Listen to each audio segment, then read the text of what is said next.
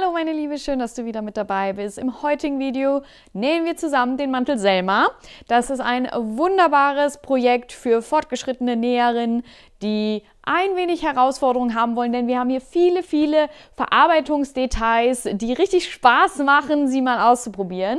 Zum einen haben wir hier einen echten Revers-Kragen, also wir erklären dir hier im Video jetzt genau, wie ein echter Revers-Kragen genäht wird. Dann haben wir hier einseitige Paspeltaschen drin. Dann haben wir hier hinten noch einen Rückenschlitz mit Futter. Also das auch nochmal eine sehr besondere Verarbeitung und der komplette Mantel ist natürlich auch komplett gefüttert.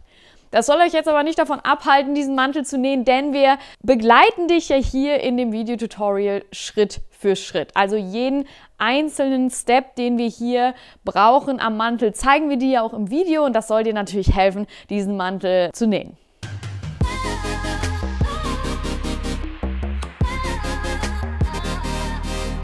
Als Stoffempfehlung würde ich auf jeden Fall weichfallende Mantelstoffe nehmen, denn gerade wegen den überschnittenen Schultern ist es immer schön, wenn der Mantelstoff nicht zu steif ist.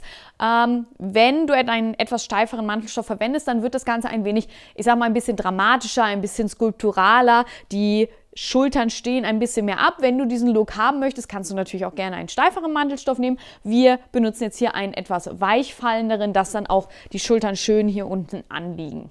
Also nehm dir gerne Zeit für diesen Mantel, denn der ist nicht in 2 Stunden genäht, aber ich finde auch so ein Projekt ist mal schön, wenn man nicht mal so schnell und dann hat man innerhalb von kürzester Zeit ein Kleidungsstück fertig, denn hier ist jeder einzelne Verarbeitungsschritt ist hier wirklich was Besonderes und es macht unheimlich viel Spaß. Besonders beim Zuschnitt würde ich darauf achten, dass du sehr genau arbeitest und genau schaust, dass du die Knipse alle übernimmst, dass du genau ausschneidest, gut fixierst und dass du dann eine super Basis hast, um damit weiterzuarbeiten. Ich würde bei diesem Schnittmuster so vorgehen, dass du vielleicht an dem einen Tag zuschneidest und die Teile fixierst und danach eine Pause machst. Denn gerade beim Fixieren ist es super wichtig, dass man die Teile erstmal ruhen lässt, dass sie auskühlen können, dass sich die Einlage nicht wieder löst. Also schau, dass du die Teile nach dem Bekleben liegen lässt, gerade glatt und auskühlen lässt und dann kannst du vielleicht am nächsten oder übernächsten Tag weitermachen. Beim Fixieren ist wichtig, dass du keinen Dampf benutzt. Je nach Einlage benötigst du eventuell ein feuchtes Tuch, was du darüber legst und dann genau schauen, was der Hersteller zu der Einlage sagt, wie es fixiert werden muss. Mach sonst gerne auch eine Fixierprobe, wie am besten die Einlage fixiert werden kann, denn bei so einem Mantel ist es auf jeden Fall sehr wichtig, dass die Einlage gut fixiert wird. Aber jetzt habe ich auch genug geredet. Ich würde sagen, wir legen los. Habt keine Angst vor dem Schnittmuster, wirklich nicht. Wir unterstützen dich hier wirklich Schritt für Schritt. Ich bin immer da und wenn immer noch Fragen sind, kannst du mir gerne schreiben an info@barra-studio.com. Ich habe mir die Schnittteile jetzt hier schon gemäß des Zuschneideplans hingelegt. Achtet auf jeden Fall darauf, dass eure Fadenläufe immer parallel zur Webkante oder hier unten auch zum Bruch liegen. Die beiden Kragenteile, also Unter- und Oberkragen, Halslochbeleg und die Stege werden im Bruch zugeschnitten. Das heißt, ihr habt hier unten den Stoff gefaltet und daran legt ihr dann jetzt auch die Schnittteile an. Achtet darauf, dass die Schnittteile wirklich genau am Bruch anliegen, denn hier kommt es wirklich auf eine gute Passform an. Also drückt den Stoff hier gut runter und schaut, wo genau die Bruchkante ist und dann könnt ihr die Schnitte feststecken und ausschneiden. Bei mir im Schnitt sind die Nahtzugaben bereits enthalten, das heißt, ihr könnt dann direkt an den Papierkanten entlang schneiden.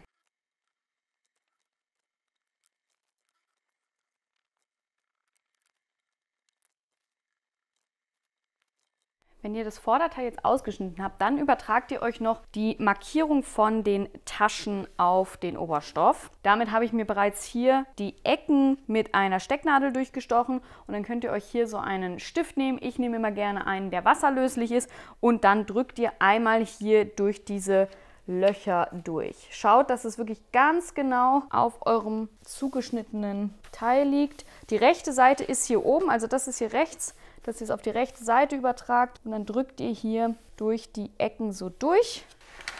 So, und dann habt ihr hier die Löcher und die verbindet ihr dann mit einem Geodreieck. Ich mache mir erst die eine Linie hier. Und dann nutze ich auch das Geodreieck, dass die zweite Linie parallel wird. Wir haben einen Abstand von 3,5 cm. Ich messe jetzt hier mal 3,4, weil der Stift auch ein bisschen dicker ist, damit es dann genau auf die Punkte kommt. Und dann benutze ich auch wieder das Geodreieck, damit ich einen rechten Winkel habe. Das ist ganz wichtig, dass wir jetzt hier auch rechtwinklig arbeiten, weil sonst die Tasche schief ist. Als nächstes schneiden wir dann noch das Futter zu. Ich habe jetzt hier die Schnittteile schon mal gemäß des Zuschneideplans auf das Futter gelegt. Ich habe hier oben die Webkante und hier unten den Bruch. Für das Rückteil nehmt ihr das rechte Rückteil, also das, was hier so eine kleine Einkerbung hat. Dann haben wir oben noch den Ärmel, hier einmal kontrollieren, ob der Fadenlauf parallel zum Bruch und zur Webkante läuft. Zweimal Taschenbeutel und dann haben wir noch den Aufhänger und dann kommt hier auch noch Futterstreifen hin. Wichtig beim Rückteil ist auch, dass ihr hier hinten die beiden Bohrlöcher mitnehmt. Dafür nehme ich mir meine Stecknadel, bohre da einmal ein kleines Loch in das Papier und dann markiere ich mit so einem Markierstift einmal diese Position. Sonst natürlich auch hier überall immer schön die Knipse mit markieren. Wir haben jetzt das Futterrückteil nach dem rechten Rückteil ausgeschnitten. Jetzt müssen wir nur noch das linke Futterrückteil zuschneiden. Dafür legt ihr euch die so hin mit der rechten Seite nach oben und dann seht ihr, das ist das rechte und das ist das linke. Ich habe jetzt hier auch schon das Schnittmuster vom linken Rückteil und das könnt ihr euch dann jetzt hier auf euren Schnitt legen. Ihr müsst immer mal ein bisschen schauen, weil Futter sich gerne ein bisschen verzieht, dass ihr das einigermaßen ordentlich auflegen könnt. Ihr könnt euch das Schnittmuster auch einmal auf das Rückteil stecken. Denn das Einzige, was wir jetzt wegschneiden müssen, ist hier unten einmal diesen Streifen. Den könnt ihr euch einmal, entweder ihr markiert euch den oder ihr steckt einfach hier Nadeln rein und schneidet euch das weg. Ich mache das jetzt hier mal mit einem Rollschneider. Einmal hier diese komplette Ecke rausschneiden. Dann haben wir das linke und rechte Futterrückteil fertig und dann können wir mit der Einlage weitermachen. Ich habe hier jetzt alle Teile, die aus Einlage zugeschnitten werden müssen, auf die Einlage gelegt. Einmal zur Hälfte gefaltet, das sind 45 cm Breite. Hier bitte darauf achten am Bruch, dass ihr das auch wirklich ganz genau an den Bruch legt. Das einzige Teil, was nicht doppelt zugeschnitten wird, weil es zu breit ist tatsächlich, ist hier die Einlage für das Rückteil. Da achtet bitte darauf, einmal alles andere ausschneiden und dann könnt ihr hier aus dem Reststück das Einlagenstück zuschneiden. Einmal so rum und dann noch einmal andersrum legen, damit ihr gegengleiche Stücke habt. So, wir starten mit dem ersten Schritt. Dafür nehmt ihr euch eure Rückteile und legt sie rechts auf rechts aufeinander. Das erkennt ihr daran, dass die Einlage auf der linken Seite ist. Also müsstet ihr jetzt auf jeden Fall Einlage sehen. Und dann könnt ihr euch hier im Bereich von dieser Schräge im Abstand von 1 cm einmal eine Linie zeichnen, damit ihr wisst, wo ihr lang nähen müsst. Denn wir nähen jetzt einmal von hier oben im Abstand von 1 cm bis 1 cm vor Ende dieser Kante hier. Wir haben hier auf dieser langen Strecke auch noch einen Knips hier. Der ist einfach dafür da, dass ihr die beiden Längen genau aufeinander bekommt. Also schaut, dass auf jeden Fall die beiden Knipse hier aufeinander passen, dass ihr hier oben alles genau aufeinander habt und dann hier, da wo ihr die Ecke angezeichnet habt, genau in diese Ecke auch einsticht mit der Nadel. Einmal das Füßchen hochnehmen, alles drehen und dann hier diese Schräge runternehmen bis zu dem Punkt, den ihr hier markiert habt, bis 1 cm vor der Kante und dann einmal verriegeln.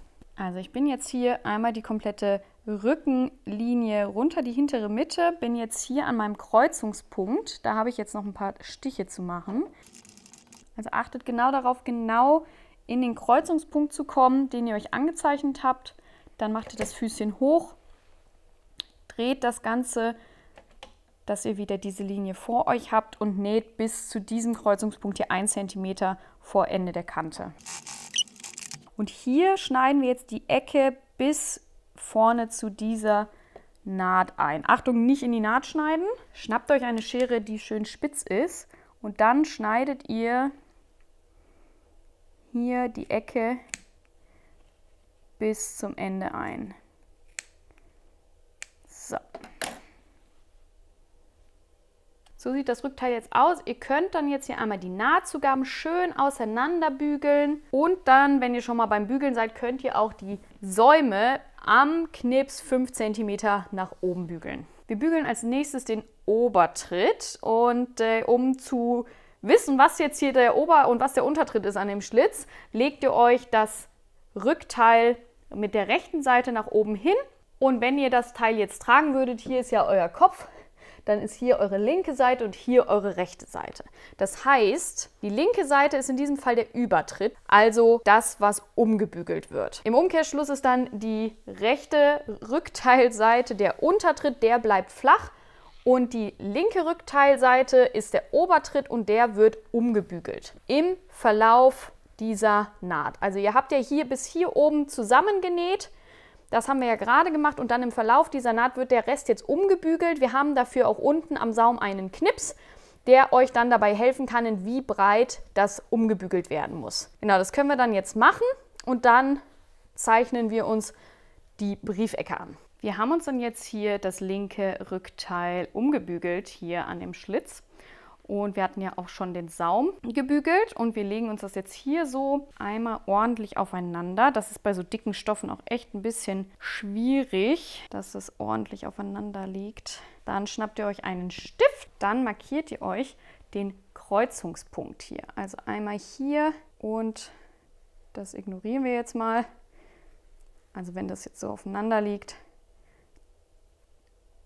sowohl auf dem Saum als auch an dem Übertritt hier machen wir uns mal 2 Striche. Die könnt ihr dann auch nach innen übertragen.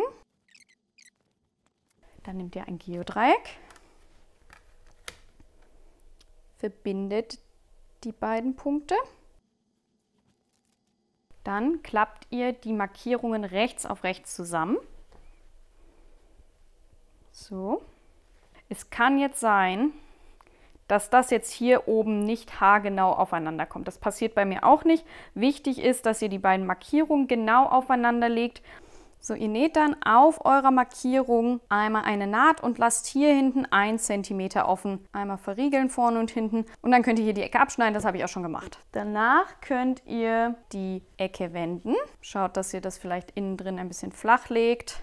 Gerne noch einmal drüber bügeln, dass sie sich wirklich schön flach legt. Dann habt ihr die Ecke hier auch schon fertig. Als nächstes nähen wir dann die Leistentaschen.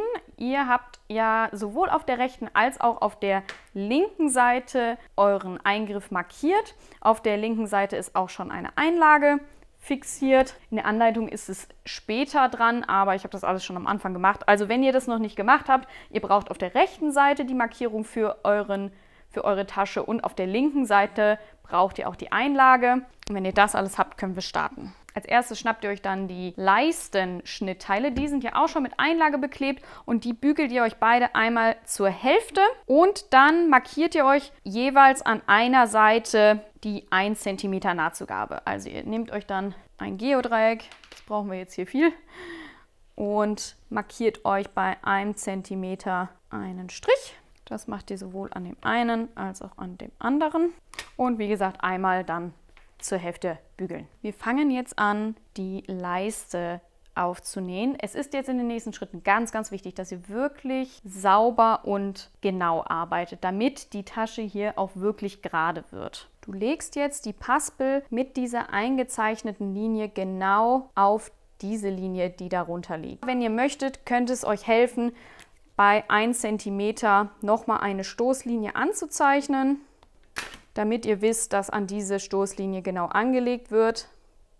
Ihr könnt euch das Ganze jetzt mit Stecknadeln feststecken. Wichtig ist, dass ihr hier oben genau an dem Punkt anfangt, wo auch der Einschnitt beginnt und hier genau da endet, wo auch der Einschnitt aufhört. Ihr könnt euch dafür auch gerne die Knipse etwas länger ziehen, dass ihr hier einen Kreuzungspunkt habt, damit ihr wisst, wo ihr nähen müsst. Ich habe jetzt einen sehr dicken Stoff, deswegen werde ich den jetzt wahrscheinlich eher nicht feststecken, weil das sonst ungleichmäßig wird. Aber achtet auf jeden Fall darauf, dass ihr diese Linie genau auf diese Linie legt. Und dann näht ihr einmal von hier oben, verriegeln, bis hier unten und hier auch wieder verriegeln. Ich habe die Paspel jetzt angenäht und ihr seht, ich habe genau hier in diesem Punkt gestartet, genau da und hier unten genau in diesem Punkt hier geendet. Ihr könnt auch noch mal kontrollieren, ob ihr genau auf dieser Linie genäht habt.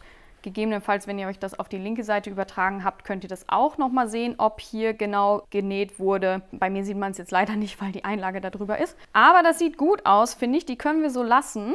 Und dann können wir nämlich als nächstes dann den Taschenbeutel annähen. Dafür schnappt ihr euch den hinteren Taschenbeutel und markiert euch auch einmal hier wieder die 1 cm Nahtzugabe der linken Seite des hinteren Taschenbeutels und dann könnt ihr euch hier auch einmal nochmal, wenn ihr möchtet, 1 cm von der äußeren Linie eine Anstoßlinie anzeichnen, damit ihr wisst, wo ihr den Taschenbeutel anlegt. Wir haben auch am Taschenbeutel hier wieder 2 Knipse, die könnt ihr euch länger ziehen, damit ihr wieder einen Kreuzungspunkt habt und wisst, wo ihr anfangen müsst und aufhören müsst zu nähen. Und das könnt ihr dann jetzt wieder mit den Knipsen oben und unten an das obere und untere Ende unseres Einschnitts legen, an die Anstoßlinie und dann näht ihr wieder von hier oben verriegeln bis hier unten und hier auch wieder verriegeln. Achtet drauf, wieder genau in dem Endpunkt hier genau zu verriegeln, nicht ein Stich mehr oder weniger, weil das ist ganz wichtig gleich, dass die Tasche gleichmäßig ist. Ich habe den Taschenbeutel jetzt angenäht und ihr seht jetzt, bei mir hat sich der Taschenbeutel ein bisschen ausgelenkt beim Nähen. Aber ganz wichtig, wenn ihr sowas habt, das Wichtigste an dieser Tasche ist jetzt, dass ihr die Naht immer im Kreuzungspunkt hier oben und hier unten anfangt und endet. Das ist das Wichtigste. Wenn jetzt hier ein bisschen was übersteht, ihr seht, bei mir ist es ganz schön viel geworden. Das ist nicht ganz so wild, aber wichtig ist, dass genau dieses Viereck so bleibt, wie es ist, weil diese beiden Nähte müssen auf einer Höhe sein, diese beiden Nähte und das muss symmetrisch sein, damit nachher auch der Ausschnitt symmetrisch ist, weil wir schneiden das jetzt gleich ein und drehen das um und dann ist das quasi das Gesicht, sage ich mal, von der Tasche und das ist das Wichtigste. Der Taschenbeutel ist nicht so wild, wenn der hier vielleicht mal ein bisschen länger oder kürzer ist. Schaut natürlich immer so genau wie möglich zu arbeiten, aber am wichtigsten sind wirklich diese Punkte hier oben und unten. Und natürlich auch wichtig, dass ihr genau auf der Linie genäht habt, die hier unten liegt. Das ist das Wichtigste, worauf ihr achten müsst. Jetzt kommt nämlich der spannendste Teil. Wir schneiden jetzt nämlich hier die Tasche ein. Ihr schneidet einmal die Mittellinie ein und dann schneidet ihr schräg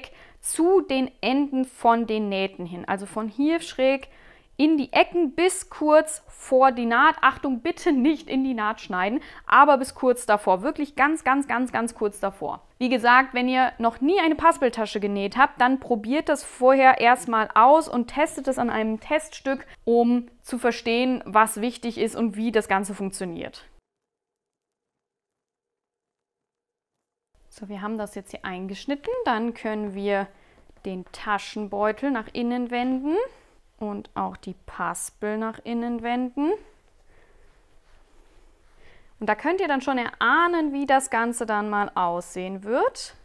So sieht es dann nachher fertig aus. Da fehlt natürlich noch ein bisschen was, aber ihr könnt das Ganze schon mal so bügeln. Also einmal hier schön die Kanten rausbügeln, hier an beiden Seiten schön rausarbeiten, schön flach bügeln. Ich habe die Paspeltasche jetzt gebügelt. Ihr seht schon, was für einen riesen Unterschied das macht, wenn jetzt alles flach gebügelt ist. Und als nächstes nähen wir dann diese kleinen Dreiecke an. Ihr klappt einfach das Vorderteil hoch, so dass ihr die Dreiecke wirklich glatt vor euch liegen habt. Schaut wirklich, dass die Paspel ganz glatt und gerade liegt im rechten Winkel. Also hier, das sollte alles rechtwinklig sein. Da müsst ihr jetzt beim Annähen auch wirklich drauf aufpassen, dass das alles im rechten Winkel ist. Also klappt es wirklich alles so hoch, dass es im rechten Winkel zu diesem Streifen ist. Also nicht so hoch klappen, weil dann seht ihr, das wird hier schief, sondern klappt es so hoch, dass ihr es ganz genau im rechten Winkel habt, damit ihr alles wirklich genau gerade habt. Wenn ihr euch das jetzt hier alles schön hingelegt habt, dann näht ihr von dem Einschnitt hier von der Ecke einmal gerade rüber bis zum anderen Ende. Die Paspel sollte bis in die Ecke gehen, zieht die hier richtig schön rein, dass sie bis zum Ende da reinrutscht und dann verriegelt ihr hier, näht und verriegelt hier hinten auch wieder. Wir nähen dann jetzt noch den Futtertaschenbeutel an. Dafür wendet ihr einen Teil des Vorderteils so, dass die Nahtzugabe von der Paspel hier offen liegt.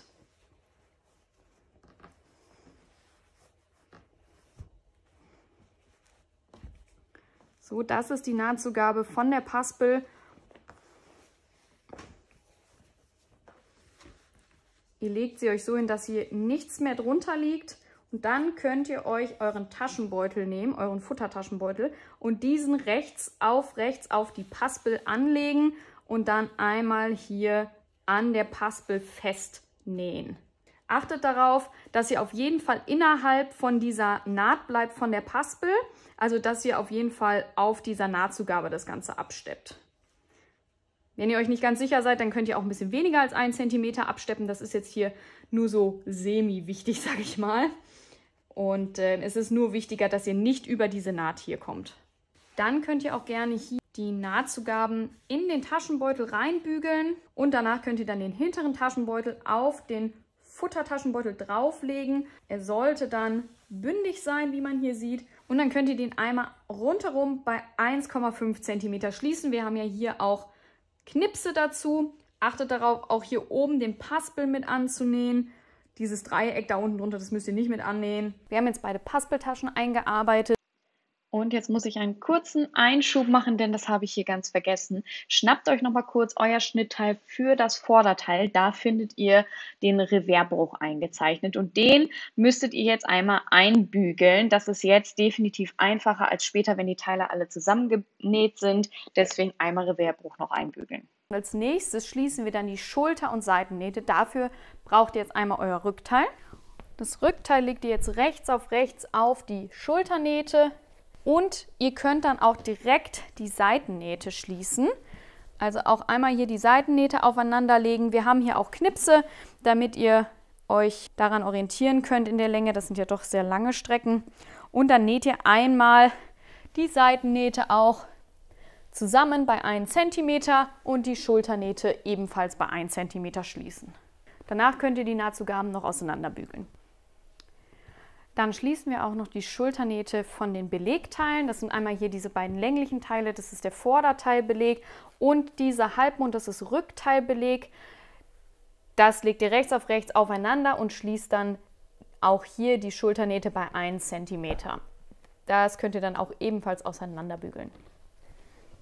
Wir machen dann jetzt mit dem Kragen weiter. Dafür nähen wir jetzt erstmal die Stege an den Ober- bzw. an den Unterkragen. Ihr könnt den passenden Steg daran erkennen, dass hier die Knipse entsprechend weiter auseinander sind für den Oberkragen oder etwas enger zusammen sind für den Unterkragen.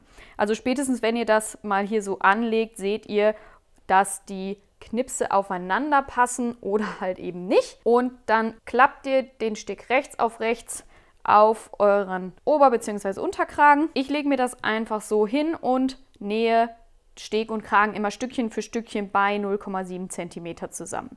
Wichtig ist, schaut, dass die Knipse aufeinander passen. Ganz wichtig ist der Knips in der hinteren Mitte, sowohl vom Kragen als auch vom Steg. Und dann sollte das alles genau aufeinander passen. Danach könnt ihr dann die Nahtzugaben an den Rundungen ein bisschen einschneiden, damit es sich schöner legt und die Nahtzugaben anschließend sorgfältig auseinanderbügeln. Ich habe die Stege jetzt angenäht, die Nahtzugabe so gut es geht auseinandergebügelt und dann könnt ihr einmal alles wenden und diese Naht einmal knapp kantig zu beiden Seiten absteppen. So legt sich dann die Nahtzugabe auch nochmal richtig schön flach. Als nächstes nähen wir dann die beiden Krägen aufeinander. Ich habe jetzt hier den Oberkragen liegen mit der rechten Seite nach oben. Der Oberkragen ist der größer ist und darauf lege ich jetzt den Unterkragen. Der ist ein ganz klein bisschen kleiner und da gibt es jetzt zwei Varianten, wie ihr das aneinander nähen könnt. Ich stecke mir meistens die hintere Mitte und auch die Ecken so aufeinander und schaue dann, dass beides einigermaßen flach aufeinander liegt.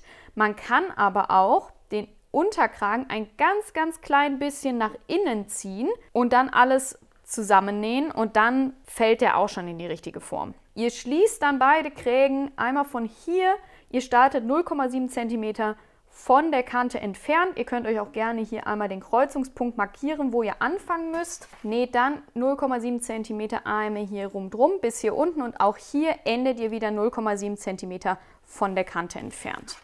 Wenn ihr den Kragen jetzt hier zusammengenäht habt, schnappt ihr euch eine Schere und könnt die Ecken hier einmal wegschneiden, dass sich das schöner legt. Ich habe hier meinen Kragen liegen, der ist noch nicht gebügelt. Ziel ist es, dass er natürlich so flach gebügelt wird, aber wenn ihr das jetzt hier so flach bügelt, habt ihr eventuell hier die Naht nicht schön.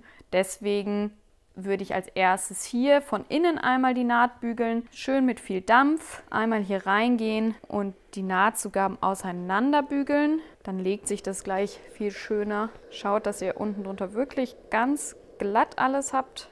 Ihr könnt auch hier nochmal mit dem Holzstab drüber. Wie man sieht hier, das wird richtig schön flach gedrückt dadurch. Und dann klappt ihr den Kragen zurück. Dann müsst ihr mal schauen, welche Seite ist jetzt der Oberkragen und was ist der Unterkragen. Das seht ihr, indem ihr das aufeinander legt, einmal glatt streicht und dann seht ihr hier, das ist der Oberkragen, denn die Naht dreht sich ein bisschen zur Unterseite und das ist dann der Unterkragen. Man kann das jetzt auch gut mal von der anderen Seite sehen. Ich habe den jetzt einmal umgedreht. Wenn ich jetzt hier die Kanten aufeinander lege, schaut auf jeden Fall, dass hier die Nahtzugaben von dem Steg auch glatt sind. Wenn ich hier die Kanten aufeinander lege und alles glatt drücke, dann dreht sich die Naht hier etwas zu dieser Seite. Das ist der Unterkragen. Wenn ihr jetzt den Kragen bügelt, schaut, dass ihr immer schön die Naht hier rausholt. Nicht einfach platt drauf bügeln, sondern wirklich schön die Naht rausholen, damit die Form des Kragens erhalten bleibt. Das seht ihr hier gut, da ist jetzt eine ganz krasse Beule drin, die aber eigentlich im Kragen gar nicht existiert. Und wenn ich das hier so raushole, dann wird der Kragen deutlich gerader. Und das ist die eigentliche Form des Kragens, die wir haben wollen. Und auch hier schaut, dass ihr hier nicht so eine Beule rausholt, sondern dass ihr möglichst gerade in alle Richtungen arbeitet. Dafür könnt ihr dann auch mit einer Schere zum Beispiel hier reingehen und dann hier das richtig schön gerade rausholen, damit das hier gerade ist. Hier könnt ihr das jetzt sehr schön sehen. Diese Beule hier, die wollen wir nicht haben. Dafür gehe ich dann mit einer Schere hier so rein und drücke richtig schön die Naht gerade. Da, genau da vorne, hier wollen wir es auf jeden Fall gerade haben, damit dann nicht so eine Nase entsteht. Und dann schön festhalten und drüber bügeln. Gerne, wenn es warm ist, auch nochmal reingehen. Das ist so ein stetiger Prozess, würde ich sagen. Das ist der Vorteil an Wolle. Man kann das immer noch mal ein bisschen formen. So sieht es dann aus, wenn es fertig gebügelt ist. Ich habe jetzt hier den Oberkragen liegen und dann, wenn man es nach unten dreht zum Unterkragen, seht ihr, die Naht liegt mehr zum Unterkragen hin, ganz, ganz leicht. Die Kanten hier unten, die sollte dann bündig sein, sodass die Naht hier ein bisschen zum Unterkragen kippt. So wäre es richtig. Wenn ihr möchtet, könnt ihr auch die Nahtzugabe auf dem Unterkragen einmal feststeppen. Dadurch legt sich der Kragen dann nochmal schöner und die Naht klappt nicht so rum, dann ist sie ein bisschen fester, sage ich mal. Also ihr könnt dann einmal hier knapp neben der Naht hier absteppen, bis kurz vor die Kanten hier, nicht bis in die Kanten rein, das wird ein bisschen schwierig, aber bis kurz vor die Kanten könnt ihr das absteppen. Wir nähen dann jetzt noch hier den Kragen ein. Dafür habe ich mir jetzt hier schon das Halsloch hingelegt. Das ist das Rückteil hier, die beiden Rückenteile. Das ist ein Vorderteil. Ihr seht, hier geht es dann weiter zum Reverskragen und wir legen dann jetzt den Unterkragen rechts auf das Halsloch. Mein Unterkragen ist dieser hier, also kommt das so, der Unterkragen rechts auf das Halsloch. Ihr habt jetzt hier mehrere Knipse, die aufeinandertreffen müssen. Einmal ein Knips für die hintere Mitte, der trifft natürlich auf die hintere Mitte. Dann haben wir hier im Verlauf noch einen weiteren Knips und auch einen Knips, der auf die Schulternaht trifft. Und ihr beginnt und endet die Naht in einem Kreuzungspunkt. Ihr markiert euch am besten beide Kreuzungspunkte einmal, 0,7 cm von der Kante entfernt. Markiert ihr euch einmal hier einen Strich und da ergibt sich ein Kreuzungspunkt, genau wie hier auf dem Steg, 0,7 cm von beiden Seiten ergibt sich ebenfalls ein Kreuzungspunkt und diese beiden Punkte müssen aufeinandertreffen. In diesem Punkt startet und endet ihr die Naht auf jeder Seite. Ihr startet da, verriegelt ganz normal 0,7 cm und auf der anderen Seite endet ihr, verriegelt in dem Punkt und dann habt ihr den Unterkragen angenäht. Wir bügeln uns jetzt auch noch den Aufhänger. Das ist dieses Viereck hier. Das bügelt ihr einmal zur Hälfte und dann klappt ihr es wieder auf und dann bügelt ihr die Kanten hier jeweils auch nochmal zur Mitte vom Bruch. Und dann habt ihr so ein langes Band, was ihr dann an der offenen Kante absteppen könnt und dann könnt ihr das als Aufhänger benutzen. Wir haben jetzt den Unterkragen angenäht an das Vorder- und Rückteil. Der liegt jetzt hier noch so locker drin. Bevor ihr jetzt den Beleg annäht, könnt ihr dann noch den Aufhänger zwischenfassen. Der kommt in die hintere Mitte auf den Kragensteg. Den könnt ihr da einfach schon mal annähen und danach dann den Beleg annähen. Das haben wir hier jetzt leider locker drin. Und als nächstes nähen wir dann die Belegteile an den Oberkragen an, also hier an das Teil. Dafür braucht ihr eure Belegteile. Und hier machen wir das gleiche Spiel wie auch gerade schon. Wir nähen die komplette Stegkante bis zum Kreuzungspunkt an die Belegteile an. Ihr könnt euch auch wieder die Kreuzungspunkte anzeichnen. Einmal hier in dieser Ecke, also die erste Ecke hinter der Schulternaht und auch an der Ecke des Steges. Und dann steckt ihr das wieder alles aufeinander, wie gerade auch schon, und schließt die Naht bei 0,7 cm wieder in den Kreuzungspunkten starten genau und enden. So sieht das ganze Gebilde jetzt hier aus. Das ist vielleicht ein bisschen unübersichtlich, aber wir haben jetzt hier das Rückenteil und das Vorderteil. Dann haben wir hier den Kragen und daran haben wir jetzt noch die Belegteile angenäht. Ihr könnt dann jetzt hier auch noch die Nahtzugaben einmal auseinanderbügeln und dann machen wir mit dem Revers-Kragen weiter. Wir haben den Kragen dann jetzt soweit angenäht. Hier ist noch etwas offen, das müssen wir jetzt annähen und dafür markiert ihr euch am besten nochmal Kreuzungspunkte, mein Lieblingswort in diesem Videotutorial, denn wir möchten jetzt diese Kanten vom Kragen an diese Strecke hier annähen. Ihr könnt jetzt den Oberkragen mit dem Beleg rechts auf rechts zusammenstecken und dadurch, dass wir jetzt hier eingeschnitten haben, können wir das Teil super weiter drehen. Es ist also viel beweglicher. Und dieser Kreuzungspunkt hier, der trifft dann auf die Naht hier. Also das könnt ihr euch einfach mal sorgfältig stecken und dann bei 0,7 cm festnähen. Das macht ihr dann mit allen anderen Teilen genauso. Also Oberkragen kommt am Beleg, Unterkragen kommt an Vorderteil und dann wird immer die gleiche Naht geschlossen. Also wir haben jetzt quasi 4-mal die gleiche Naht. So, wir haben den Kragen jetzt hier drin. Also ihr seht hier einmal, diese Strecke haben wir jetzt gerade genäht. Wenn ihr hier eine Falte habt oder Querzüge oder so, dann schaut euch nochmal diese Naht an. Dann treffen die eventuell nicht ideal zusammen oder ihr müsst noch ein bisschen mehr einschneiden. Was jetzt noch fehlt, ist diese Naht hier. Das ist dann die Revers-Kragennaht und ich habe jetzt hier einmal das Vorderteil liegen und einmal den Beleg und wir müssen jetzt diese beiden Teile rechts auf rechts aufeinander bringen. Dafür drehen wir das Ganze einmal so raus. Und dann könnt ihr die beiden Teile rechts auf rechts aufeinander bringen. Hier seht ihr schon, dass hier sehr viel aufeinander kommt. Also ihr könnt hier auch schon mal ein wenig einschneiden bis zum Kreuzungspunkt, damit sich das ein bisschen besser bewegt. Und dann legt ihr das hier rechts auf rechts aufeinander und schließt diese kurze Naht bei 0,7 cm. Achtet darauf, dass ihr wirklich hier, da wo hier alle Nähte zusammenkommen, dass ihr auch genau da wieder startet und hier bis in die Ecke näht und dann von hier direkt 0,7 cm runter. Diese Naht ist ganz, ganz wichtig, denn das ist die Naht, die man nachher am Revers sieht. Ein kleiner Tipp, gerade bei dickeren Stoffen geht diese Naht gerne mal so ein bisschen nach innen und deshalb setze ich hier mal einen ganz leichten Bogen auf. So, wir haben jetzt hier diese Naht genäht und dann habe ich hier einmal runter genäht. Das finde ich, macht immer eine schönere Ecke, wenn man hier so 2-3 Stiche rund näht. Ihr könnt dann hier die Ecke einmal verschneiden, dass sie ein bisschen dünner wird beim Wenden. So. Und dann könnt ihr das auch wenden.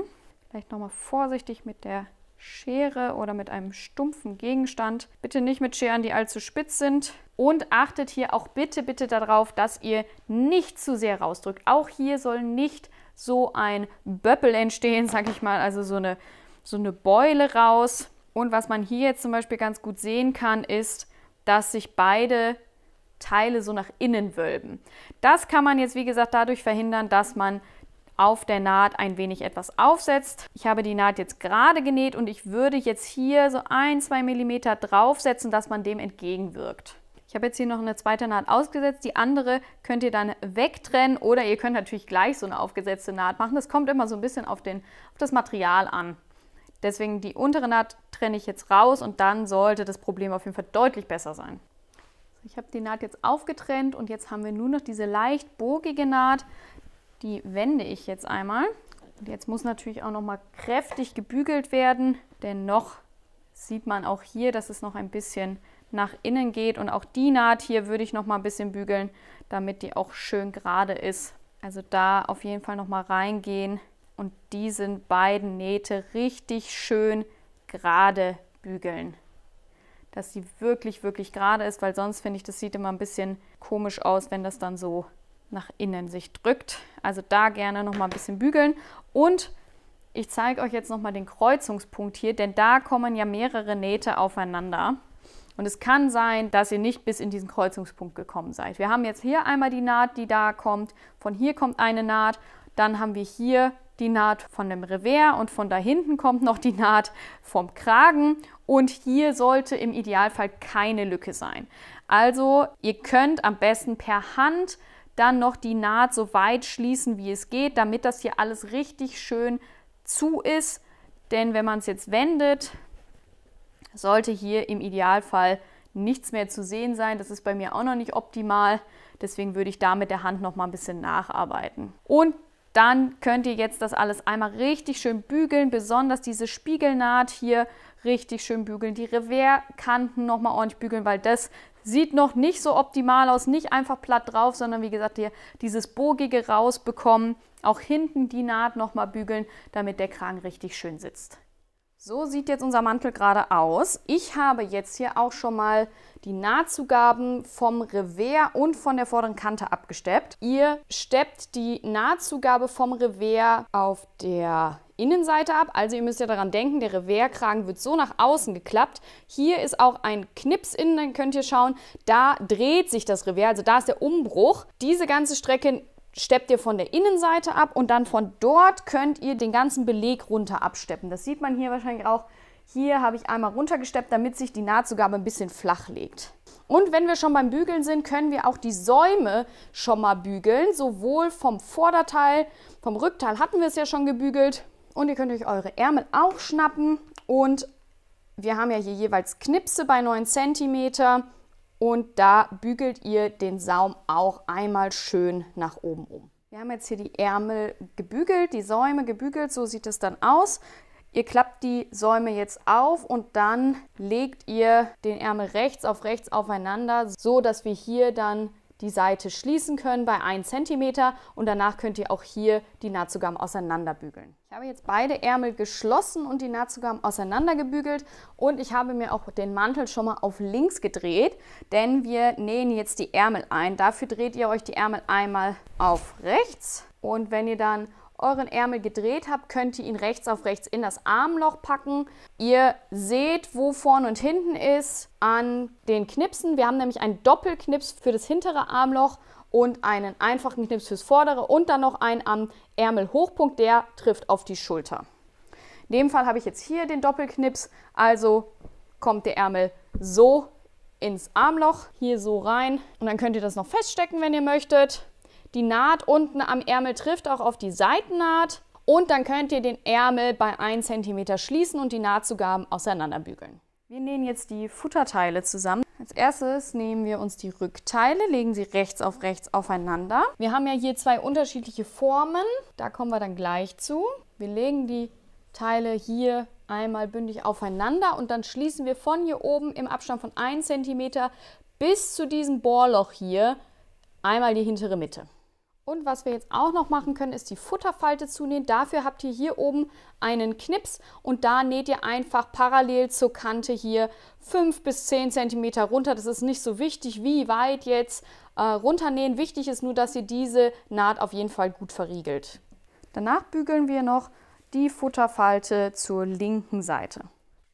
Ihr könnt die Futterfalte auch gerne hier oben einmal mit ein paar Stichen festnähen, dass es hier nicht so lose hängt. Für den nächsten Verarbeitungsschritt ist das ganz praktisch, wenn das fixiert ist. Also einmal hier kurz eine Naht drüber setzen. Dann schließen wir jetzt die Schulter- und Seitennähte. Dafür legt ihr dann rechts auf rechts Vorder- und Rückteil. Hier diese gebogene Kante ist in der Mitte zur Orientierung. Und dann könnt ihr sowohl die Schulternähte hier einmal mit 1 cm schließen und auch die Seitennähte. Lasst nur an einer Seite ca. 20 cm Öffnung, damit wir da nachher den Mantel durchwenden können. Wichtig ist, dass ihr vor und hinter der Öffnung auf jeden Fall verriegelt, weil das uns noch weiter aufreißt. Was ihr auch schon mal machen könnt, ist, dass ihr hier die Öffnung, die wir an der Seitennaht gelassen haben, da könnt ihr auch einmal die Nahtzugabe nach innen umbügeln, so dass ihr das hier auch alles schon gebügelt habt. Das wird sonst nachher vielleicht ein bisschen mühseliger, weil wir nachher diese Kanten auch noch schließen müssen. Und dann ist es schon mal praktisch, wenn wir das gebügelt haben. Dann fehlen uns noch die Ärmel und da machen wir genau das gleiche wie eben schon. Wir schlagen einfach den Ärmel rechts aufeinander und schließen hier an der Seite den Ärmel bei 1 cm. Dann könnt ihr auch hier die Nahtzugaben auseinanderbügeln und dann setzen wir auch hier die Ärmel in das Futterteil ein. Auch da haben wir wieder Knipse, ne, den doppelten Knips, der kommt ins rückwärtige Armloch und der einfache Knips ins vordere. Und ein Knips natürlich für die Schulter. Ich habe jetzt hier das Futterrückteil liegen. Also das hier ist die Rücknaht, die wir schon geschlossen haben, bis hier zu diesem Bohrloch. Hier hatten wir das andere Bohrloch. Und ich habe mir jetzt hier schon mal die Kreuzungspunkte markiert.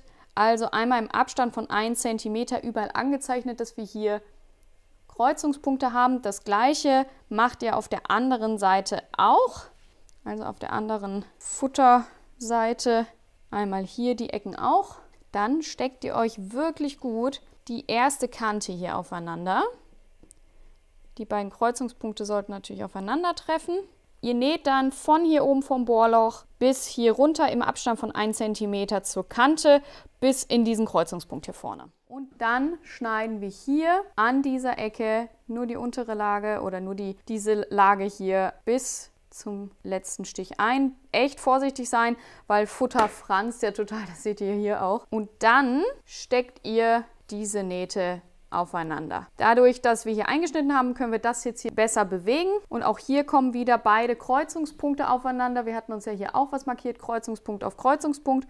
Und dann schließt ihr auch diese Naht hier bei 1 cm.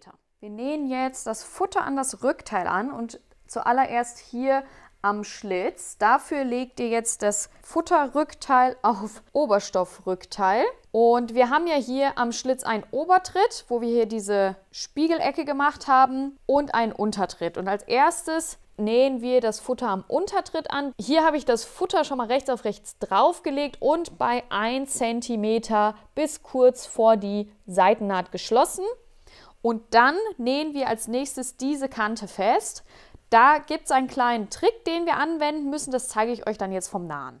So, wir haben jetzt hier den Schlitz. Ich hoffe, ihr könnt das sehen. Hier ist diese Quernaht und wir fangen jetzt genau hier an, Futter und Schlitz zusammenzunähen. Hier habt ihr die Einlage, hier das Futter, da einmal lang nähen. Und wenn ihr nach hier unten kommt, seht ihr, da ist zu viel Mehrweite drin. Was ihr dann macht ist, ihr habt hier den gebügelten Saum, den klappt ihr in die andere Richtung, also entgegen des Stoffbruches und schiebt so viel Futter hier noch mit rein, damit hier alles glatt wird. Also ich lege das mal hier alles glatt, glatt, glatt, glatt, glatt, glatt. Glatt reinlegen und dann das hier drüber.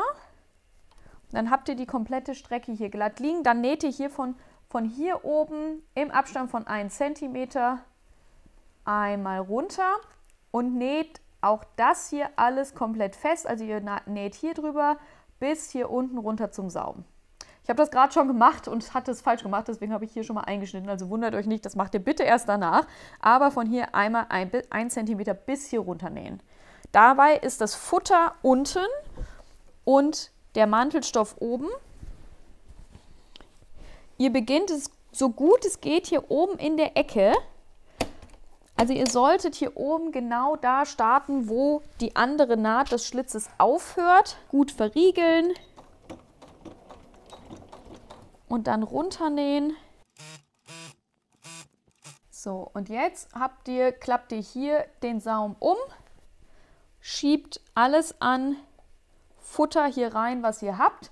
Das muss jetzt auch keine genaue Menge sein, sage ich mal. Das ist gut, um einfach die Länge auch so zu nehmen, wie sie halt ist. Und dann näht ihr bis zum Saum runter bei 1 cm.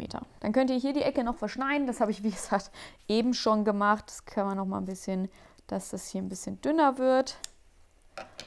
Und dann, wenn ihr das wendet, sieht das Ganze dann so aus. Also hier kommt aus der Naht, kommt hier das Futter raus und das hat hier auch ein bisschen Luft drin. Das kann auch sein, dass eure Futterfalte hier weniger ist, weil vielleicht der Stoff ein bisschen eingelaufen ist, weil das Futter ein bisschen eingelaufen ist oder. Also das ist auch, denke ich mal, von der Höhe kann das ein bisschen anders aussehen. Und so haben wir dann den Untertritt schon fertig. Das bügeln wir dann gleich schön nochmal ein und dann können wir mit dem Obertritt weitermachen. So, ich habe den Schlitz jetzt nochmal wieder zurückgedreht, denn wir machen jetzt erstmal beim Obertritt weiter. Ihr könnt dann jetzt hier einmal an diesem Futterstück ein Stückchen einschneiden, wieder bis zur Naht, damit wir hier das Teil bewegen können. Denn dieses Teil wird dann jetzt am Untertritt angenäht. Also wir sind jetzt hier oben am Kreuzungspunkt vom Schlitz, haben jetzt hier an der Seite schon den Untertritt angenäht und jetzt nähen wir hier den Obertritt an. Dafür schneidet ihr hier am Futter, also das, was jetzt hier noch lose ist, schneidet ihr die Nahtzugabe bis zur Naht vorne ein.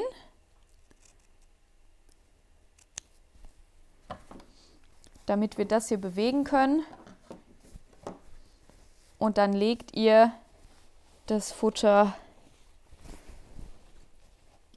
an die Kante vom Obertritt und beginnt genau da oben. Das ist jetzt echt ein bisschen dick. Mal gucken, wie weit ihr da hinkommt. Und beginnt da zu nähen. Und ihr näht bis zu diesem Punkt hier. Das ist nämlich der Punkt von der Briefecke. Wir hatten ja vorher aufgehört mit dieser Naht. Also hier ist der letzte Stich von der Briefecke und da enden wir dann jetzt auch mit unserer Naht vom Futter. Ihr seht jetzt hier einmal die komplette Naht, die wir festgenäht haben, bis hier runter in die Ecke. Legt euch das gerne so hin. Ihr habt jetzt hier die Spiegelnaht und hier habt ihr das Futter angenäht bis zu dieser Ecke. Ziel ist es jetzt, dass diese Kante rechts auf diese Kante kommt. Und wir drehen genau hier in diesem Punkt. Dafür klappen wir jetzt erstmal diese Nahtzugabe um. Und dann muss diese Kante rechts auf rechts hier hinkommen. Also immer schön das Umgeklappte festhalten und einmal rumdrehen. So, am besten steckt ihr euch jetzt hier eine Nadel rein, damit ihr das nicht verliert. So. Und hier die Nähte müssen dann auch aufeinandertreffen. Also diese Strecke von hier der Ecke bis zur Seitennaht sollte gleich lang sein. Und dann beginnt ihr das Nähen genau wieder hier in dem Punkt, in diesem letzten Stich, den wir von der Briefecke haben. Von diesem letzten Stich beginnt ihr und näht im Abstand von 1 cm diesen Saum fest. Einmal bis hier hinten. Also so sieht jetzt hier gerade die Schlitzsituation aus. Wir haben hier teilweise hier den einen Schlitz schon mal gewendet. Ich wende jetzt alles nach innen und dann fixieren wir nochmal den Schlitz.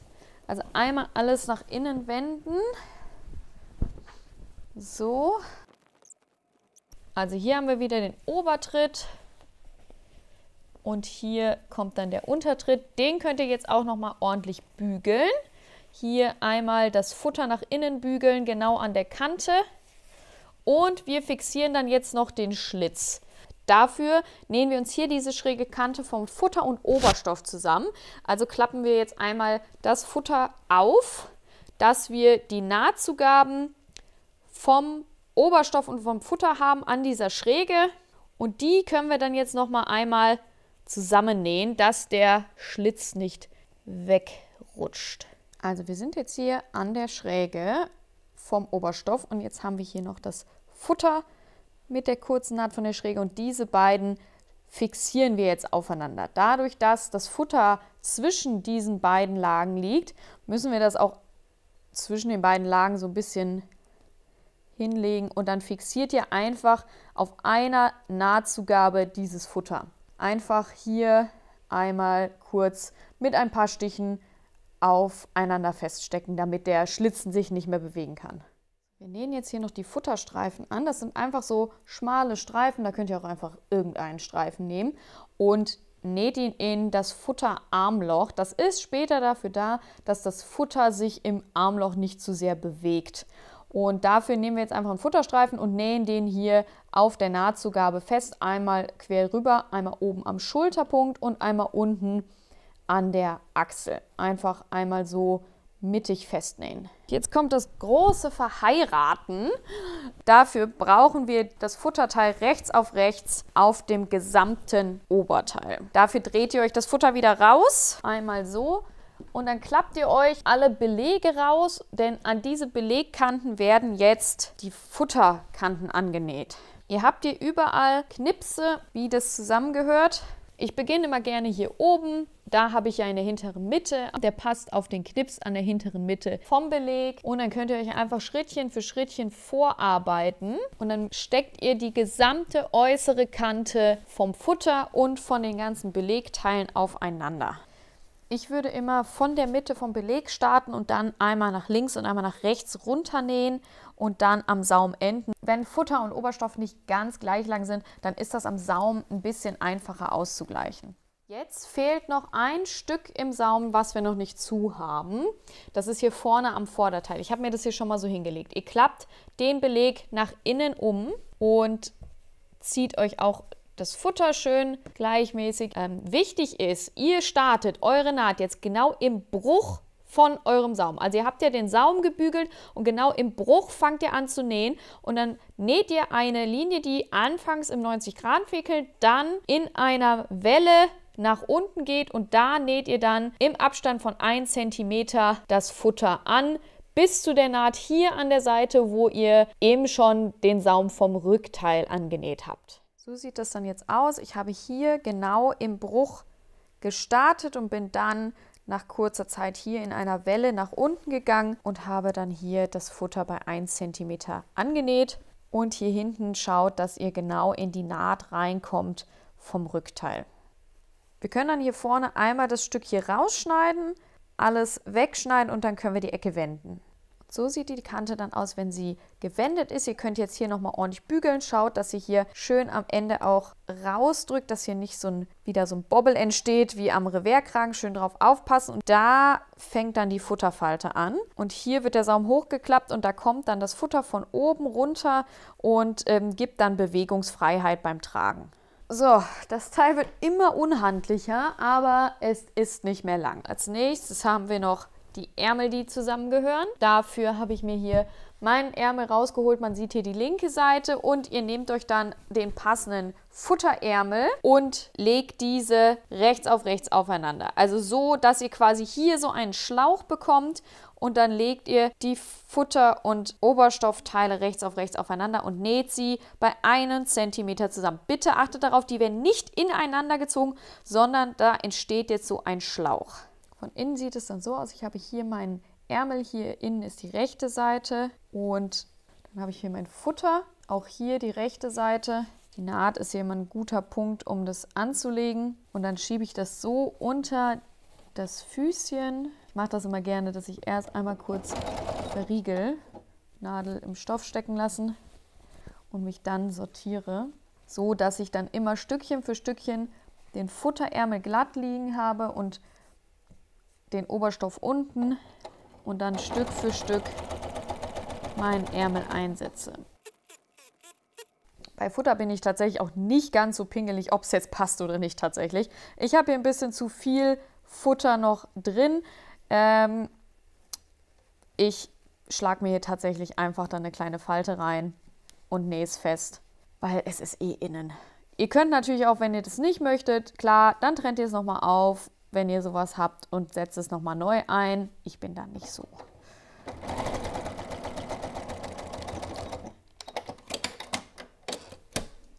Und dann haben wir genau so quasi einen Schlauch. Hier haben wir den Oberstoff und hier das Futter und das geht so in einem über. Beim Wenden dreht sich das dann ineinander. Bevor ihr den Mantel jetzt wendet, könnt ihr noch an den Säumen überall die Nahtzugaben aufeinander fixieren. Dann klappen nämlich die Säume nicht so raus. Das könnt ihr sowohl an den Ärmeln machen als auch am Saum. Dafür legt ihr dann die Nahtzugaben aufeinander und steckt sie fest. Ich habe jetzt hier zum Beispiel einen Saum vom Vorder- zum Rückteil, hier die Nahtzugabe und die könnt ihr nochmal aufeinander fixieren. Ihr klappt den Saum hoch, so wie er auch gebügelt ist. Schaut, dass die Nahtzugaben schön auseinandergelegt werden. Also richtig schön in den Bügelbruch reinlegen. Und dann könnt ihr die Nahtzugaben entweder per Hand, ich bin nicht so ein Handarbeitsfreund, aber hier ist es wahrscheinlich die beste Lösung, könnt ihr diese Nahtzugaben hier und auch hier aufeinander nähen. Für ganz Faule, da bin ich so ein Kandidat, kann man das Ganze auch von rechts machen, wenn man das alles wendet. So, jetzt habe ich hier mein meine Naht von rechts. Jetzt muss man natürlich von innen nochmal nachpopeln und gucken, dass die Nahtzugaben flach aufeinander liegen. Das sieht mir nämlich jetzt gerade nicht so aus. Aber was man dann machen kann, ist, dass man genau hier im Nahtschatten einmal quer durchsteppt. Das kann dann sein, dass man es auf der Rückseite sieht. Das ist aber die schnellere Methode, sage ich mal. Also einfach hier irgendwo ein paar Stiche quersetzen, hier in diesen Nahtschatten, und dann ist der Saum da auch fixiert. Weil jetzt momentan ist er ja noch lose und kann noch rausklappen. Deswegen solltet ihr das auf jeden Fall noch tun. Aber was wir noch machen müssen, ist den Kragen zu schließen. Deswegen habe ich den hier schon so hingelegt. Wir haben hier Ober- und Unterkragen und hier die beiden Stege. Und die klappen wir jetzt aufeinander und nähen einmal die Stegnahtzugaben aufeinander fest. So kann dann der Kragen nicht mehr rumschlabbern. Und auch die sogenannten Spiegelnähte, also die kürzeren Strecken hier am Kragen, müssen einmal fixiert werden. Da könnt ihr auch gerne einmal auf der Nahtzugabe die Spiegelnähte fixieren. Näht so weit, wie ihr könnt. Dann können wir dieses Ungetüm jetzt einfach wenden. Ich habe hier schon einen Teil herausgeholt. Ihr habt hier eine Öffnung in der Seitennaht und durch das zieht ihr jetzt den kompletten Mantel einmal durch die Öffnung durch. Passt auf, dass ihr die Öffnung nicht ausreißt.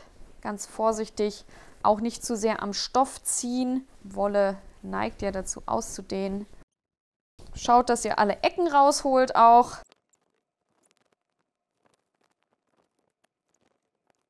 So sieht der Mantel jetzt aus. Wir sind fast fertig. Was wir jetzt auf jeden Fall am Ende machen müssen, ist den einmal komplett zu bügeln. Auch den Reversbruch richtig einzubügeln ist ganz, ganz wichtig. Ihr seht auch bei mir, der Kragen, der ist noch sehr dick. Da ist auf jeden Fall noch sehr viel Raum, um da mal richtig ordentlich drüber zu bügeln. Wichtig ist beim Einbügeln vom Reversbruch, dass ihr genau an diesem Umbruch, wo auch unser Knips ist, umbügelt. Beim Einbügeln des Reversbruchs ist es wichtig, dass ihr schön alles glatt streicht und dann eine gewisse Rollweite für die Oberseite habt, so dass der Kragen schön rauskommen kann, weil wenn er zu wenig Rollweite hat, dann flippt er wieder so zurück. Dann fehlen noch die Futterstreifen vom Ärmel. Dafür geht ihr einmal wieder durch das Loch hier in den Ärmel rein. Und da habt ihr dann ja diese Futterstreifen noch, die ihr eben angenäht habt, und die fixiert ihr dann jetzt einfach auf der Nahtzugabe vom Oberstoff. Der Futterstreifen von der Achsel wird auch auf die Achsel hier einfach drauf genäht. Also da ist auch gar nicht so wichtig, wie lang oder wie kurz, sag ich mal, einfach draufnähen. Auch oben hier an der Kugel, da haben wir ja auch Futterstreifen. Die werden auch einfach an der Armkugel angenäht, auf Höhe von der Naht. Näht die einfach auf die Nahtzugabe drauf. Wir markieren uns dann jetzt hier die Absteppung für den Rückenschlitz. Dafür legt ihr jetzt die beiden Schlitzteile richtig glatt und schön aufeinander. Schaut, dass hier die Nahtzugaben alle richtig glatt liegen. Und dann merkt ihr auch hier unten drunter schon, wie die Schräge vom Schlitz ist. Und da könnt ihr dann einfach parallel einmal eine Linie ziehen. Die Absteppung sollte ein bisschen unterhalb der Öffnung sein, damit diese Absteppung, wenn man hier Druck auf die Naht ausübt oder daran ziehen würde oder so, dass diese Naht die Kraft, sage ich mal, abnimmt und da nichts ausreißt. Ich würde euch empfehlen, dann alles hier ordentlich aufeinander zu stecken. Das sind schon einige Lagen, die jetzt sonst verrutschen könnten, weil wenn das jetzt nicht ordentlich genäht wird, dann sieht es nachher komisch aus. Deswegen schön alles zusammenstecken. Das ist jetzt so dick. Und dann steppt ihr einfach die Naht ab. Und wenn ihr nach dem Bügeln fertig seid, könnt ihr dann auch eure Öffnung hier im Mantel schließen. Dafür hatten wir uns das ja schon mal zurecht gebügelt. Und ihr könnt jetzt einfach diese Kanten aufeinander legen und von rechts absteppen, sodass es zu ist. Oder wenn ihr es ganz schick haben wollt, könnt ihr das auch gerne mit einem Handstich machen. So, der Mantel selber ist fertig. Ich mache jetzt noch Knopflöcher und Knöpfe an den Mantel. Hier im Hintergrund habe ich sie schon dran und dann ist mein Mantel aus dem Video auch fertig. Ich hoffe, ihr hattet Spaß beim Nähen und seid beim nächsten Mal auch wieder mit dabei. Würde mich mega freuen, wenn ihr mir auch bei Instagram folgt. Da findet ihr meinen Account unter dem Namen bara_studio und ich würde mich natürlich auch freuen, wenn ihr ein Like hier unten da lasst und auch meinen Kanal hier abonniert.